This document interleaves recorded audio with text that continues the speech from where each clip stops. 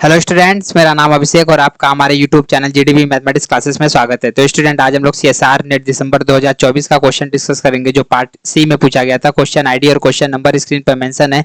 Student, ये complex analysis के topic का क्वेश्चन है। तो देखिए क्वेश्चन क्या कर रहा है। लेट डिक्स D equal to Z belongs to C such that mod में Z is less than 1 and F be a holomorphic function on D such that the function ji of Z equal to E के power 1 by Z F of z on d minus singleton zero is bounded which of the following statement are true. Student, पूरे question को पढ़ने पर हमको ये पता चल रहा है कि स्टूडेंट यहाँ पे डी जो है एक ओपन यूनिट डिस्क दिया गया है और एफ स्टूडेंट उस ओपन यूनिट डिस्क पर होलोमॉर्फिक फंक्शन है। ठीक है, और स्टूडेंट एक दूसरा function ji of z define यहाँ पर किया गया है जिसका डोमेन ये है और इस डोमेन में ये फंक्शन जो है स्टूडेंट वो हमारा बाउंडेड है। तो स्टूडेंट इस कंडीशन में नीचे चारों ऑप्शन में से कौन कौन सा ऑप्शन आपका ट्रू होगा ये हमको चेक करके बताना है। तो स्टूडेंट ये डायरेक्ट एक रिजल्ट बेस्ड क्वेश्चन पूछा गया था। अगर स्टूडेंट आपको वो रिजल्ट पता होगा तो फिर ये क्वेश्चन स्टूडेंट आपसे इजीली सॉल्व हो जाएगा। तो स्टूडेंट हम लोग सॉल्यूशन स्टार्ट करते हैं। देखिए स्टूडेंट, सॉल्यूशन तो सबसे पहले स्टूडेंट यहाँ पर इस क्वेश्चन में जो रिजल्ट हम लोग अप्लाई करेंगे उसको लिख लेते हैं। रिजल्ट ये कहता है स्टूडेंट,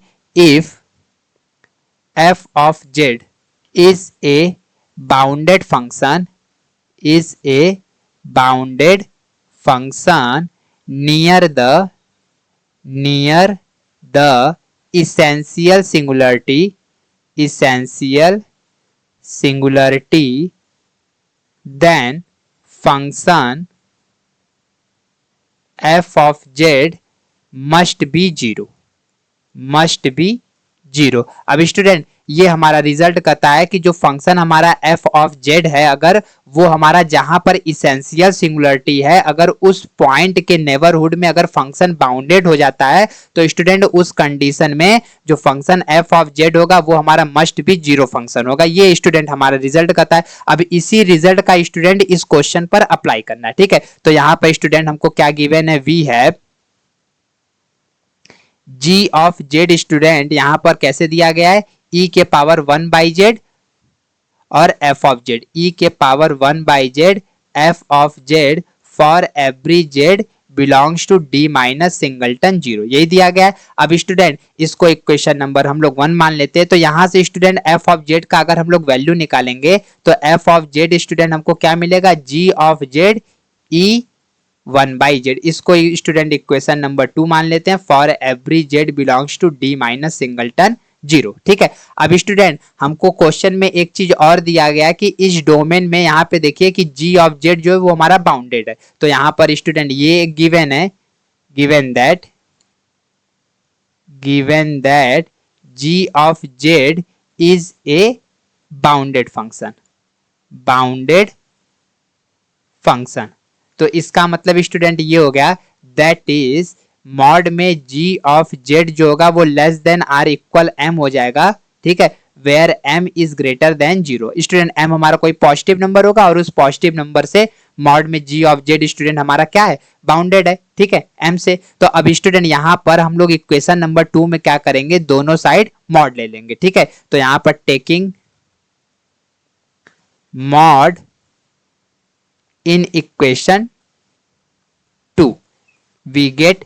तो स्टूडेंट इक्वेशन 2 में अगर हम लोग मॉड ले लेते हैं तो हमको क्या मिल जाएगा, यहां पर हो जाएगा मॉड में f of z equal to mod में g of z divided upon e के पावर 1 बाई z। अब इसको स्टूडेंट मॉडुलस प्रॉपर्टी से ब्रेक कर लेते हैं तो ये मॉड में g ऑफ z मॉड में e के पावर 1 बाई z हो जाएगा। ठीक है, अब स्टूडेंट यहाँ पे देखिए मॉड में g ऑफ z जो है वो हमारा m से बाउंडेड है। तो यहाँ पे स्टूडेंट क्या हो जाएगा, मॉड में f of z less than r equal m mod में e के पावर 1 बाई जेड। ठीक है, अब स्टूडेंट ये मॉडुलस फंक्शन है तो ये हमेशा ग्रेटर देन आर इक्वल क्या होगा, ये जीरो होगा। ठीक है, अब स्टूडेंट e के पावर 1 बाई जेड जो होता है ये हमेशा पॉजिटिव वैल्यू होता है। तो इसका मतलब स्टूडेंट ये होगा कि this implies that zero mod में f of z less than or equal m e के पावर 1 बाई जेड। ठीक है, अब स्टूडेंट अब यहां पर जो e के पावर 1 बाई जेड है स्टूडेंट ये हमारा इसेंशियल सिंगुलरिटी है, इसेंशियल सिंगुलरिटी। ठीक है, ये स्टूडेंट हमारा इसेंशियल सिंगुलरिटी होगा at z equal to zero पर। कैसे? अब स्टूडेंट यहाँ पर देखिए e के पावर 1/z, अगर z का वैल्यू हम जीरो पुट करेंगे तो 1/0 और e के पावर इन्फिनिटिव, तो ये किधर कन्वर्ट करेगा? इन्फिनिटिव पर। तो स्टूडेंट e के पावर 1/z हमारा इसेंशियल सिंगुलरिटी हो गया। तो यहाँ पर स्टूडेंट अब जो ऊपर हमने यहाँ पर ये रिजल्ट लिखा था, इसी रिजल्ट का हमको यूज करना है। ठीक है, तो स्टूडेंट हमको इसेंशियल सिंगुलरिटी किस पॉइंट पर मिल रहा है? z इक्वल टू जीरो पर मिल रहा है। तो स्टूडेंट जीरो के नेबरहुड में हमको ये चेक करना है कि मॉड में f ऑफ z हमारा बाउंडेड होता है कि नहीं होता है। तो इसके लिए स्टूडेंट हम लोग क्या करेंगे? This implies that limit z tends to zero पर वैल्यू इसका निकालेंगे, जीरो हो जाएगा। यहां पर हो जाएगा limit z tends to zero पर मॉड में f of z less than or equal limit z tends to zero पर m e के पावर 1/z। ठीक है, तो स्टूडेंट यहाँ पे जीरो, तो इस पर तो लिमिट का इफेक्ट कोई पड़ेगा नहीं, ये तो जीरो हो गया। और इधर स्टूडेंट क्या हो जाएगा? Limit z tends to zero mod में f of z less than or equal, student m constant है, बाहर ले लेते हैं, तो यहाँ पर हो जाएगा limit z tends to zero 1/e के पावर 1/z। ठीक है, अब स्टूडेंट ये हमारा फंक्शन होलोमॉर्फिक है, इसलिए स्टूडेंट होलोमॉर्फिक है तो कॉन्टिन्यूअस भी होगा। अब स्टूडेंट यहाँ पर लिमिट जो होगा वो अंदर डिस्ट्रीब्यूट हो जाएगा, तो यहाँ पर हो जाएगा दिस इंप्लाइज दैट मॉड में limit z tends to zero f of z mod में less than r equal m, और यहाँ पर स्टूडेंट लिमिट का वैल्यू पुट कर देते तो 1/e 1/0। ठीक है, तो इसका मतलब स्टूडेंट ये हो गया कि 1/e के पावर इन्फिनिटिव, और 1/e के पावर इन्फिनिटिव स्टूडेंट क्या हो जाएगा? जीरो हो जाएगा, m इंटू जीरो, क्योंकि स्टूडेंट यहाँ पर 1/e के पावर इन्फिनिटिव का वैल्यू 1/इन्फिनिटिव आएगा, 1/इन्फिनिटिव क्या होता है? जीरो। अब जीरो में स्टूडेंट ये जीरो है। ठीक है, अब जीरो में स्टूडेंट किसी बाउंडेड वैल्यू का अगर मल्टीप्लाई करते हैं तो वो भी हमारा क्या हो जाता है? जीरो आ जाता है। तो स्टूडेंट यहाँ से हमको ये मिला कि मॉड में limit z tends to zero पर f ऑफ z का जो वैल्यू होगा वो हमारा greater than or equal zero होगा और less than or equal zero. तो इसका मतलब स्टूडेंट ये होगा कि this implies that limit z tends to zero f of z mod में इक्वल टू जीरो। ठीक है, अगर स्टूडेंट ऐसे लिखा है कि मॉड में x इक्वल टू जीरो, तो इसका मतलब स्टूडेंट ये हो गया कि x इक्वल टू जीरो, ये x इक्वल टू जीरो पर ये वैल्यू क्या आएगा? जीरो आएगा। तो इसका मतलब स्टूडेंट ये हो गया कि this implies that limit z tends to zero पर f ऑफ z का वैल्यू कितना हो गया? ये जीरो हो गया। ठीक है, तो अब स्टूडेंट यहाँ पे z इक्वल टू जीरो पर ही हमको इसेंशियल सिंगुलरिटी मिला था, और उस पॉइंट के नेबरहुड में z टेंड्स टू जीरो पर हमको फंक्शन का वैल्यू फाइनाइट मिल गया। तो इसका मतलब स्टूडेंट ये होगा कि this implies that f of z is a bounded function, bounded function near the essential singularity point, essential singularity point। ठीक है, तो जहां पर स्टूडेंट फंक्शन का हमको इसेंशियल सिंगुलरिटी मिल रहा था उस पॉइंट पर फंक्शन हमारा क्या हो गया? बाउंडेड फंक्शन हो गया। तो इसका मतलब स्टूडेंट ये हो गया कि बाय रिजल्ट जो ऊपर हमने रिजल्ट लिखा था, by result f of z must be zero, that is f of z equal to zero. तो स्टूडेंट इस कंडीशन में f ऑफ z जो होगा वो हमारा जीरो हो जाएगा। तो स्टूडेंट f ऑफ z का वैल्यू हमारा जीरो हो जाएगा। ठीक है, तो अब यहां से स्टूडेंट इस रिजल्ट के हेल्प से हमको ये पता चल गया कि this implies that f of z equal to zero for every z belongs to d। ठीक है, तो स्टूडेंट डोमेन के हर एक पॉइंट पे जो फंक्शन था उसका वैल्यू स्टूडेंट हमको क्या मिल गया? वो जीरो मिल गया। तो स्टूडेंट इस तरह से हम लोगों ने यहाँ प्रूफ कर दिया कि जो फंक्शन यहाँ पे गिवन है वो फंक्शन हमारा कैसा फंक्शन है? ये जीरो फंक्शन है। ठीक है, तो स्टूडेंट अब हम लोग ऑप्शन पर आते हैं। तो देखिए स्टूडेंट बी वाले ऑप्शन में कहा जा रहा है कि f of z equal to zero for all z belongs to d। तो स्टूडेंट बी वाला ऑप्शन हमारा क्या हो जाएगा? करेक्ट हो जाएगा। ए वाले में स्टूडेंट कहा जा रहा है f of zero equal to zero. तो स्टूडेंट जब आप सोचिए कि जब f ऑफ z का वैल्यू जीरो है for every z belongs to d के लिए, तो स्टूडेंट जब z का वैल्यू जीरो पुट करेंगे तो f of zero equal to zero मिल जाएगा। तो इसका मतलब स्टूडेंट ए वाला ऑप्शन भी सही हो गया।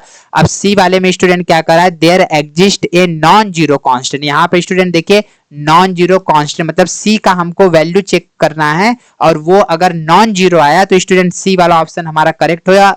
अदरवाइज फिर ये रॉन्ग हो जाएगा। यहाँ पे फंक्शन को इस तरह से डिफाइन किया गया है और इस डोमेन में। तो स्टूडेंट यहाँ पर हम लोग सी वाले का सॉल्यूशन कैसे करेंगे, ये देखिए।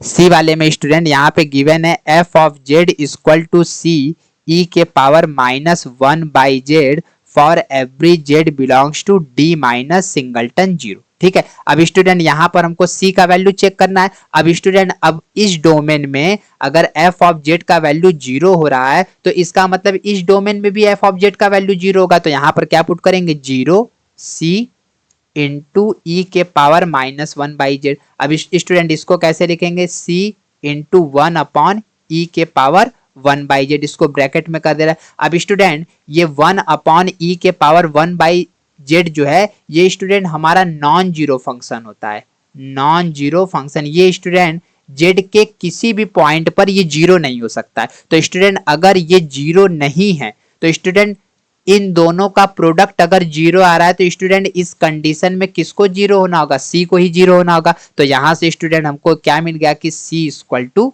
0। तो यहाँ पे स्टूडेंट c जो होगा वो हमारा बस 0 होगा, नॉन जीरो नहीं हो सकता। लेकिन स्टूडेंट ऑप्शन में देखिए इन्होंने ऑप्शन में नॉन जीरो कांस्टेंट सी का पूछा है कि क्या कोई ऐसा नॉन जीरो कांस्टेंट सी एग्जिस्ट कर सकता है। तो स्टूडेंट सी वाला भी ऑप्शन गलत हो जाएगा। स्टूडेंट डी वाले ऑप्शन में देखिए क्या करा है, there exist a non zero constant C. देखिए स्टूडेंट यहाँ पे फिर नॉन जीरो कांस्टेंट सी की बात आ गई। ठीक है, a positive integer N such that F of Z equal to C Z के power N E power -1/z for all Z belongs to D minus singleton zero. तो स्टूडेंट अब यहाँ पर इस फंक्शन के लिए हमको चेक करना है कि इस डोमेन में कोई नॉन जीरो कांस्टेंट सी हमारा एग्जिस्ट करता है। तो स्टूडेंट डी वाले का भी सॉल्यूशन हम लोग एकदम सेम सी वाले की तरह ही करेंगे। तो देखिए स्टूडेंट यहाँ पर क्या है, F of Z equal to C Z के पावर एन ई के power -1/z for every Z belongs to D minus singleton zero. तो स्टूडेंट एफ ऑफ जेड का वैल्यू 0,